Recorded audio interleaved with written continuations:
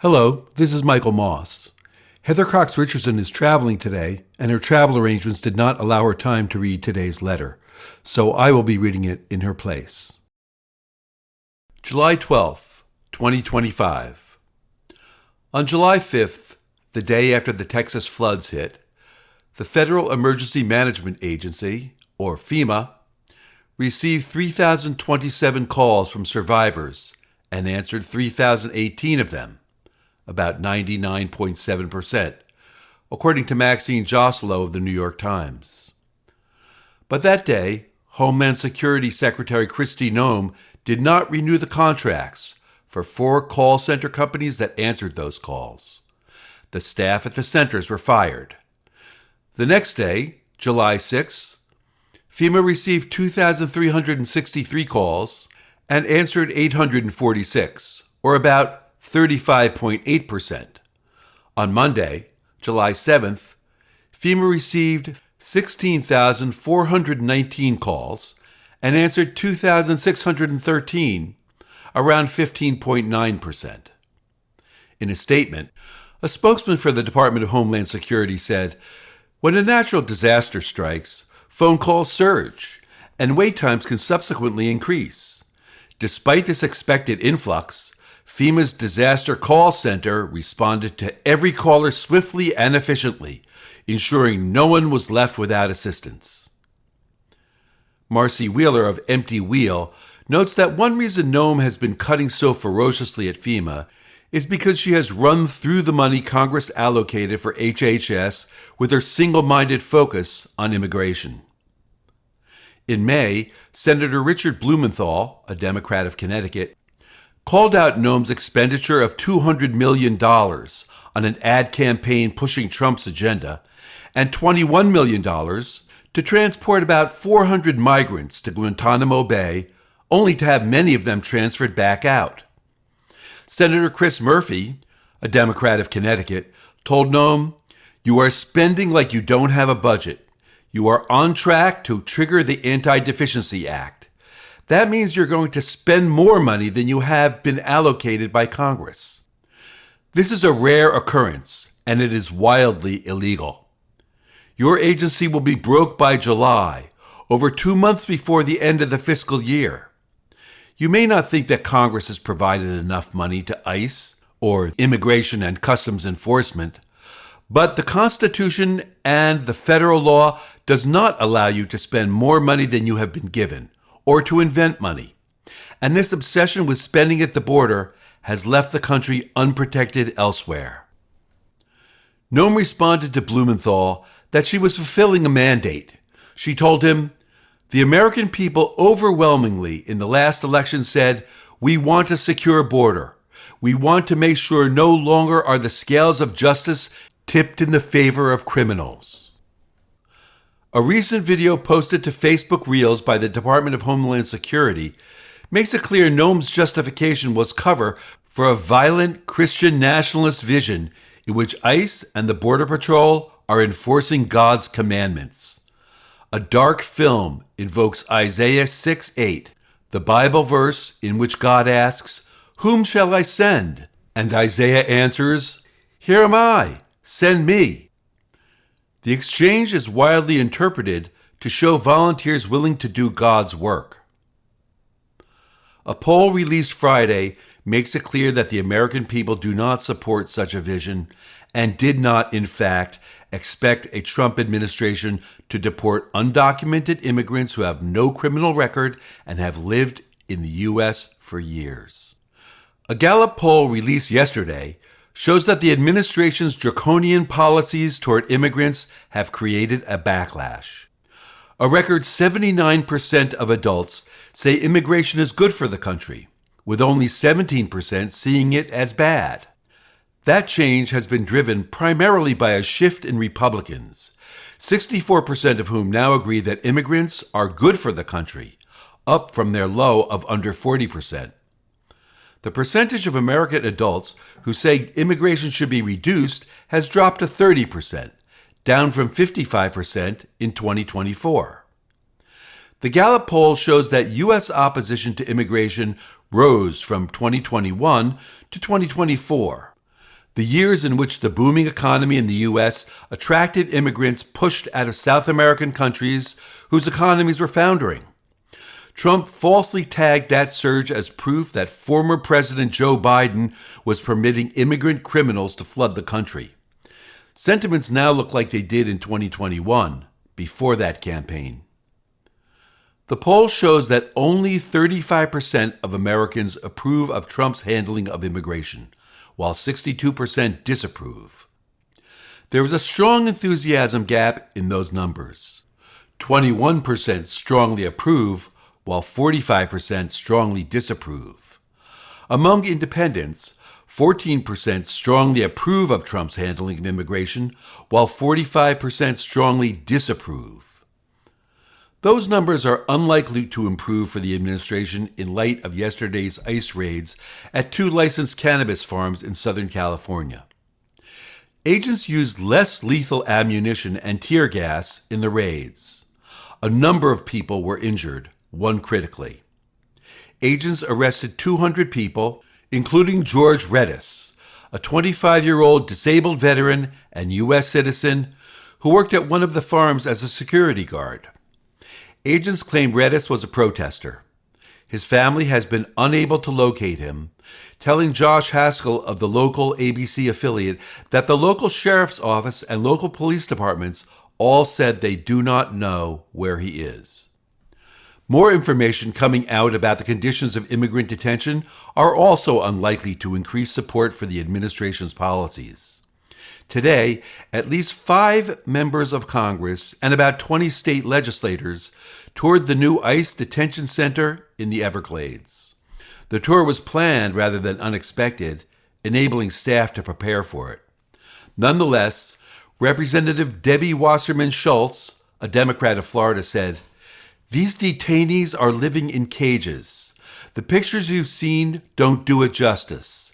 They are essentially packed into cages, wall-to-wall humans. 32 detainees per cage.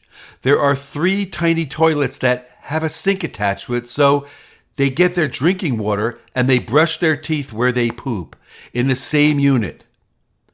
900 men are currently in the facility." And yet, even as the public sours on its policies, the administration is continuing its attacks on immigration.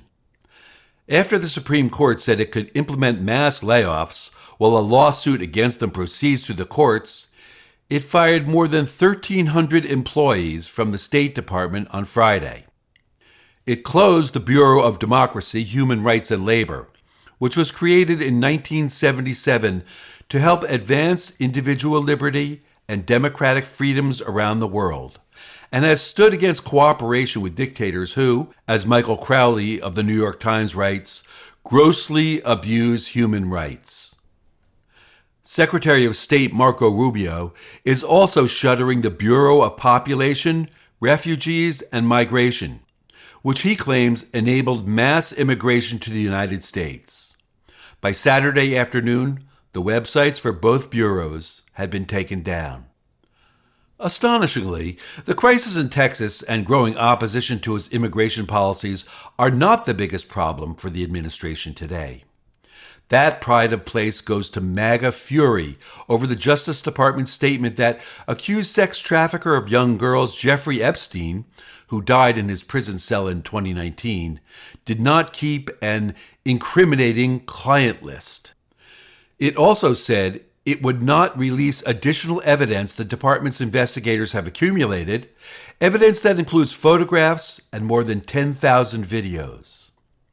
MAGA influencers, egged on by media figures like Dan Bongino, insisted that the Justice Department under Biden was hiding information about Epstein's clients to cover up for Democratic leaders they insisted it would implicate.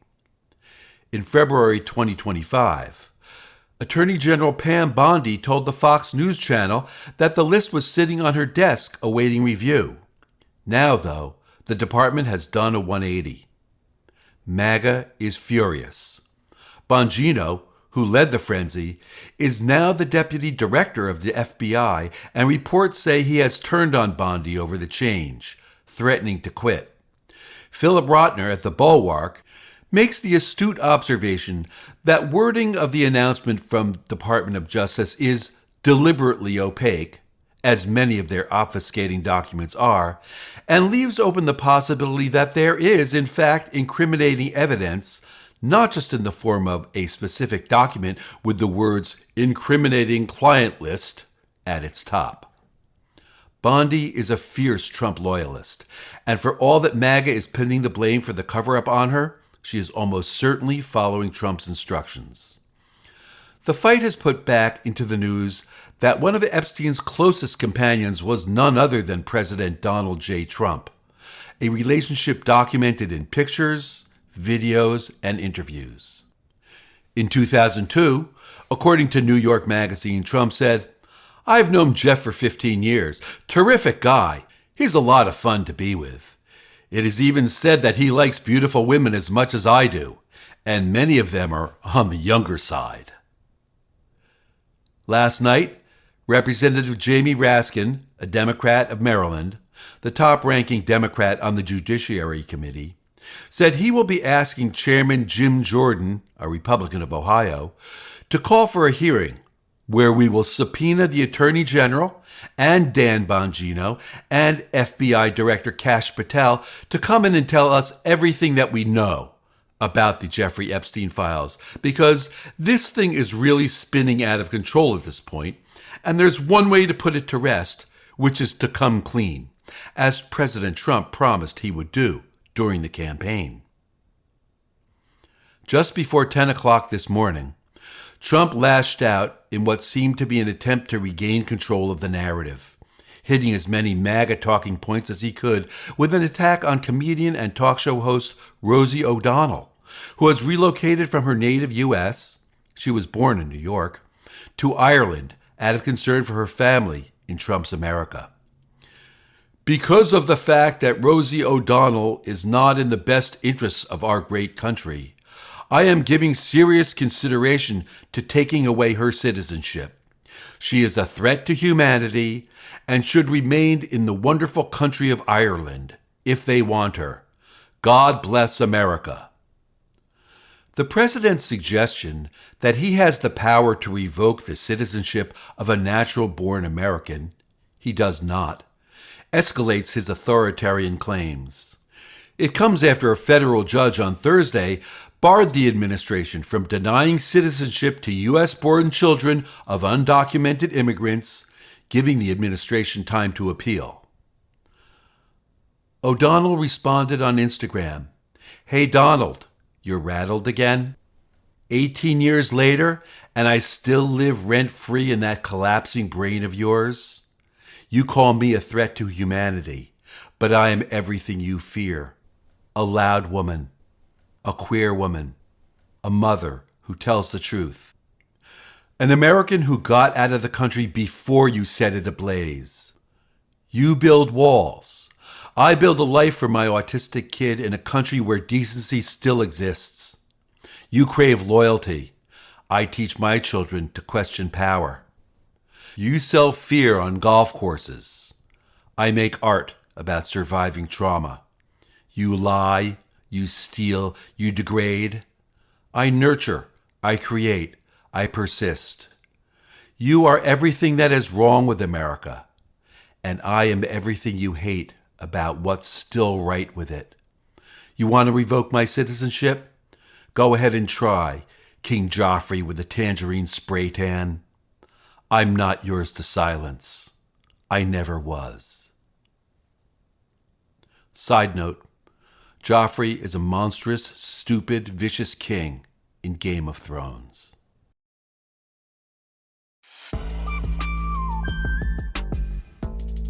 Letters from an American was written by Heather Cox Richardson. It was produced at Soundscape Productions, Dedham, Massachusetts. Recorded with music composed by Michael Moss.